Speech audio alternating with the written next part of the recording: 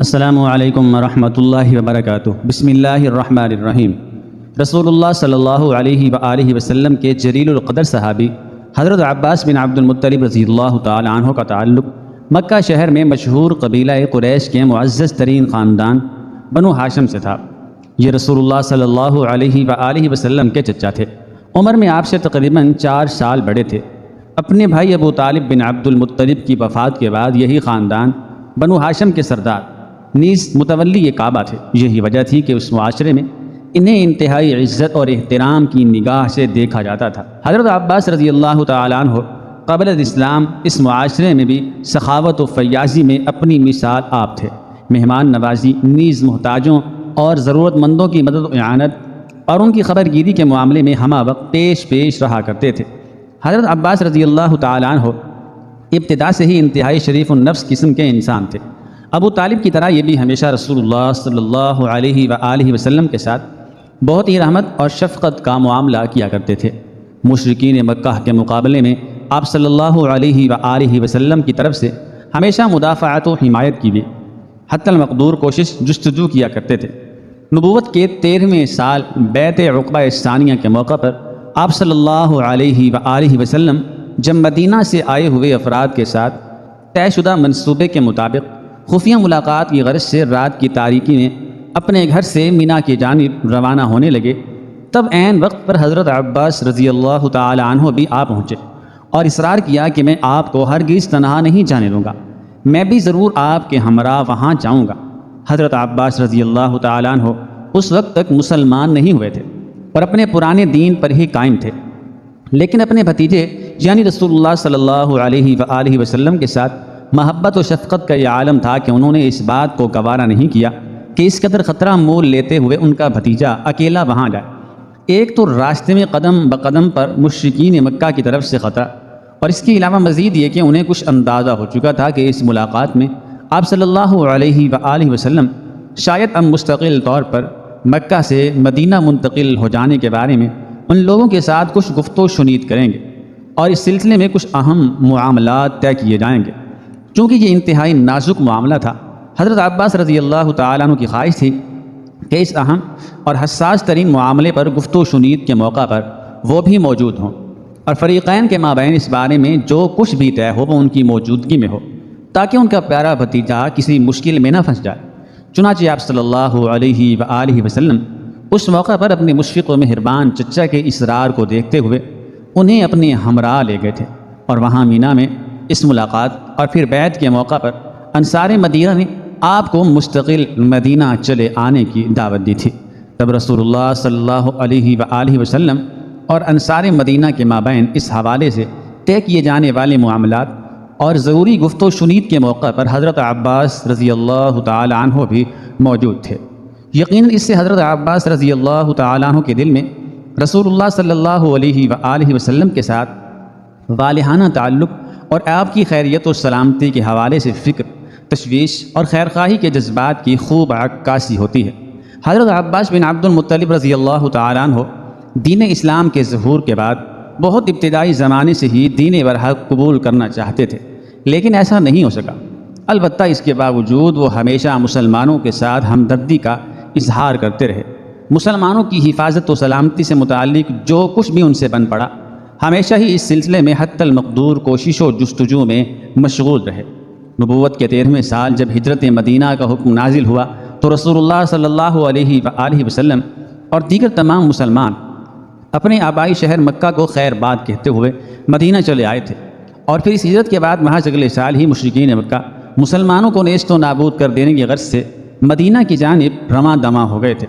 اور پھر مدینہ شہر سے تقریباً 160 کلومیٹر کے فاصلے پر بدر کے مقام پر مسلمانوں اور مشرکین مکہ کے مابین اولین معرکہ پیش آیا تھا۔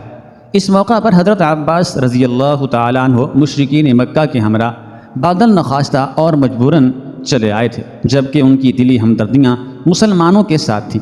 اور یہ مسلمانوں کے خلاف کسی بھی قسم کی جارحیت اور لشکر کشی کے سخت مخالف تھے۔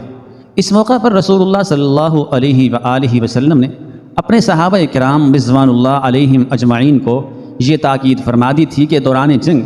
اگر کسی کا عباس رضی اللہ تعالی عنہ کے ساتھ آمنا سامنا ہو جائے تو انہیں قتل نہ کرے، کیونکہ آپ صلی اللہ علیہ وآلہ وسلم کو اس حقیقت کا خوب احساس و ادراک تھا کہ عباس خلوص دل کے ساتھ مسلمان ہونا چاہتے ہیں، وہ مسلمانوں کے بڑے خیر خواہ ہیں اور ان کے دل مسلمانوں کے ساتھ ہی دھڑکتا ہے۔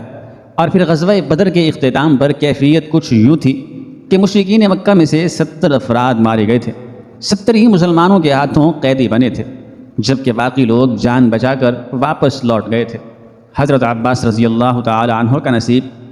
ان تینوں قسم کے افراد میں سے دوسری قسم کی جانب کھینچ لایا تھا، یعنی جو قیدی بن گئے تھے۔ اور پھر جب وہ دن ڈھل گیا اور رات کے سائے ہر طرف پھیل گئے، قیدیوں کے کراہنے کی آوازیں بلند ہونے لگیں۔ انہی آوازوں میں حضرت عباس رضی اللہ تعالی عنہ کی آواز بھی شامل تھی۔ مشفق و مہربان چچا کے کراہنے کی آواز جب آپ صلی اللہ علیہ وآلہ وسلم کی سماعت سے ٹکراتی تو آپ انتہائی رنجیدہ اور دل گرفتہ ہو جاتے۔ صحابہ کرام رضوان اللہ علیہم اجمعین نے جب آپ کی یہ اداسی اور بے چینی دیکھی تو اس چیز کی وجہ دریافت کی۔ جب آپ صلی اللہ علیہ وآلہ وسلم نے فرمایا کہ میں اپنے چچا عباس کی آواز کی وجہ سے پریشان ہوں، اور پھر کچھ دیر بعد حضرت عباس رضی اللہ تعالیٰ عنہ کی آواز آنا بند ہو گئی، جس پر آپ صلی اللہ علیہ وآلہ وسلم نے اپنے صحابہ کرام کو مخاطب کرتے ہوئے استفسار فرمایا کہ کیا بات ہو گئی، کیا مجھے عباس رضی اللہ تعالیٰ عنہ کے کراہنے کی آواز سنائی نہیں دے رہی؟ تب ان میں سے ایک شخص نے عرض کیا کہ اے اللہ کے رسول صلی اللہ علیہ وآلہ وسلم، مجھ سے آپ کی بے چینی دیکھی نہیں جا رہی تھی، اس لیے میں آپ کے چچا عباس رضی اللہ تعالیٰ عنہ کی رسی ڈھیلی کرایا ہوں۔ اس پر آپ صلی اللہ علیہ وآلہ وسلم نے فرمایا کہ جاؤ سبھی قیدیوں کی رسی ڈھیلی کر دو۔ اور پھر باہم مشاورت کے بعد ان قیدیوں کے بارے میں جب یہ طے پایا کہ تمام قیدی فدیہ ادا کریں اور آزاد ہو جائیں، تب دیگر قیدیوں کی طرح حضرت عباس رضی اللہ تعالی عنہ بھی جب آزاد ہوئے تو اب مکہ واپسی کے بعد دین اسلام، پیغمبر اسلام نیز تمام مسلمانوں کی بہتری اور خیر و خوبی کے لیے حتی المقدور کوششیں کرتے رہے۔ وقتاً فوقتاً رسول اللہ صلی اللہ علیہ وآلہ وسلم کے ساتھ خفیہ خط و کتابت بھی کیا کرتے، جس میں مکہ کی صورتحال، مشرکین مکہ کی جنگی تیاریاں اور دیگر ضروری اطلاعات و معلومات باہم پہنچایا کرتے۔ جب انہیں مسلمانوں کی کسی کامیابی کے بارے میں علم ہوتا تو بہت خوش ہوتے، اور جب ان کی کسی ناکامی کی اطلاع ملتی تو انتہائی رنجیدہ اور افسردہ ہو جایا کرتے تھے۔ اسی کیفیت میں وقت گزرتا رہا، حتیٰ کہ سن 8 ہجری میں فتح مکہ سے کچھ قبل حضرت عباس رضی اللہ تعالیٰ عنہ ہجرت مدینہ کی غرض سے مکہ شہر سے نکلے اور مدینہ کی جانب روانہ ہو گئے، لیکن راستے میں مکہ شہر سے کچھ فاصلے پر ہی ان کی ملاقات رسول اللہ صلی اللہ علیہ وآلہ وسلم سے ہو گئی، جو اس موقع پر اپنے 10,000 جانثاروں کی قیادت کرتے ہوئے مدینہ سے مکہ کی جانب پیش قدمی فرما رہے تھے۔ اور تب اس ملاقات کے موقع پر انہوں نے باقاعدہ طور پر اپنے قبول اسلام کا اعلان کیا اور آپ کے لشکر میں شامل ہو کر اب واپس مکہ کی طرف گامزن ہو گئے۔ بعض مورخین کے بقول حضرت عباس رضی اللہ تعالیٰ عنہ بہت پہلے ہی دین اسلام دل سے قبول کر چکے تھے، تاہم اس چیز کو وہ چھپاتے تھے۔ البتہ اب فتح مکہ کے موقع پر جب مسلمانوں کو غلبہ نصیب ہوا تو انہوں نے اپنے قبول اسلام کا کھل کر اعلان کر دیا۔ فتح مکہ کے بعد تاریخی غزوہ حنین پیش آیا۔ مکہ سے تقریباً 80 کلومیٹر کے فاصلے پر واقع طائف شہر میں حوازن اور ثقیف نامی 2 بڑے قبائل آباد تھے۔ انہیں جب مسلمانوں کے ہاتھوں فتح مکہ کی خبر موصول ہوئی تو یہ اندیشہ ہونے لگا کہ کہیں مسلمان مکہ کے بعد اب ہمارے شہر طائف کی جانب متوجہ نہ ہو جائیں، لہٰذا انہوں نے یہ فیصلہ کیا کہ قبل اس کے کہ ایسی نوبت آئے ہمیں خود ہی مکہ پہنچ کر مسلمانوں پر حملہ کر دینا چاہیے۔ چنانچہ اسی مقصد کے لیے 24,000 جنگجوؤں پر مشتمل ان کا لشکر طائف سے مکہ کی جانب روانہ ہوا۔ دوسری جانب رسول اللہ صلی اللہ علیہ وآلہ وسلم کو مکہ میں جب یہ اطلاع ملی تو آپ نے بھی وہیں بیٹھ کر ان کا انتظار کرنے کی بجائے اپنے 12,000 جانثاروں کے ہمراہ ان کی جانب کوچ کرنے کا فیصلہ فرمایا۔ چنانچہ مکہ اور طائف کے درمیان حنین نامی مقام پر دونوں لشکروں کا آمنا سامنا ہوا۔ ایک تو دشمن کی تعداد مسلمانوں کے مقابلے میں بہت زیادہ تھی، مزید یہ کہ انہوں نے ایک تنگ و تاریک پہاڑی درے میں بڑی تعداد میں تیر انداز بٹھا رکھے تھے۔ عام یلغار سے قبل یہ صورتحال پیش آئی کہ مسلمان جب وہاں سے گزرنے لگے تو ان چھپے ہوئے تیر اندازوں نے مسلمانوں پر شدید تیر اندازی شروع کر دی۔ مسلمان اس اچانک اور بالکل ہی غیر متوقع حملے کی وجہ سے افراتفری کا شکار ہو گئے، لہٰذا ابتدا میں مسلمانوں کو بڑی پریشانی کا سامنا کرنا پڑا۔ ان کی صفوں میں نظم و ضبط برقرار نہ رہا آپس میں ایک دوسرے کے ساتھ رابطہ بھی برقرار نہ رہ سکا، اور یوں وہ سب ایک دوسرے سے بے خبر ان انجان اور گمنام راستوں میں ادھر ادھر بکھر گئے۔ مزید یہ کہ اتنے بڑے پیمانے پر افراتفری اور بھاگ دوڑ کی وجہ سے گرد و غبار کا ایسا طوفان اٹھا کہ دن میں رات کا گمان ہونے لگا۔ یہ چیز مزید سراسیمگی اور بدحواسی کا سبب بنی۔ ایسے میں جب رسول اللہ صلی اللہ علیہ وآلہ وسلم کے ہمراہ محض گنتی کے چند افراد ہی رہ گئے تھے، ان میں حضرت عباس رضی اللہ تعالی عنہ بھی شامل تھے، جنہوں نے اس موقع پر آپ صلی اللہ علیہ وآلہ وسلم کی حفاظت و حمایت کی خاطر بے مثال جرت اور بڑی استقامت کا مظاہرہ کیا۔ مزید یہ کہ ان کی آواز قدرتی طور پر چونکہ کافی بلند تھی، لہٰذا اس موقع پر وہ بار بار بآواز بلند پکارتے رہے کہ مسلمانوں، دیکھو رسول اللہ صلی اللہ علیہ وآلہ وسلم یہاں ہیں، لہذا سب یہاں چلے آؤ۔ اور ان کے اس پکار کی وجہ سے مسلمان دوبارہ وہاں یکجا ہوئے، اپنی صفوں کو منظم کیا اور پھر ایسا زوردار حملہ کیا کہ دشمن کے پاؤں اکھڑ گئے۔ غرض یہ کہ نازک ترین موقع پر حضرت عباس رضی اللہ تعالی عنہ کی یہ استقامت جہاں مسلمانوں کے لیے بڑی خیر و خوبی کا سبب بنی، وہیں اس سے ان کے اخلاص نیز رسول اللہ صلی اللہ علیہ وآلہ وسلم کے ساتھ ان کی بے مثال محبت اور جذبہ وفا کی بھی خوب عکاسی ہوتی ہے۔ اور پھر غزوہ حنین کے فوری بعد پیش آنے والے غزوہ طائف کے موقع پر 1909 ہجری میں تاریخی غزوہ تبوک کے موقع پر حضرت عباس رضی اللہ تعالی عنہ رسول اللہ صلی اللہ علیہ وآلہ وسلم کے ہمراہ موجود تھے۔ حضرت عباس رضی اللہ تعالی عنہ کے قبول اسلام کے بعد رسول اللہ صلی اللہ علیہ وآلہ وسلم ان کی بہت زیادہ عزت فرمایا کرتے تھے اور فرمایا کرتے تھے یہ میرے چچا ہیں اور میرے لیے والد کی مانند ہیں۔ حضرت عباس رضی اللہ تعالی عنہ بہت ہی سخی اور فیاض قسم کے انسان تھے۔ قبول اسلام کے بعد اس سخاوت اور فیاضی میں مزید اضافہ ہو گیا تھا۔ فقراء و مساکین کی بہت زیادہ مدد اور اعانت کیا کرتے تھے۔ رسول اللہ صلی اللہ علیہ وآلہ وسلم ان کے بارے میں فرمایا کرتے تھے یہ عباس ہیں تمہارے نبی کے چچا، تمام قبیلہ قریش میں سب سے زیادہ سخی اور سب سے بڑھ کر صلہ رحمی کرنے والے انسان۔ غرض یہ کہ حضرت عباس بن عبد المطلب رضی اللہ تعالی عنہ کے قبول اسلام کے بعد رسول اللہ صلی اللہ علیہ وآلہ وسلم ہمیشہ ان کے ساتھ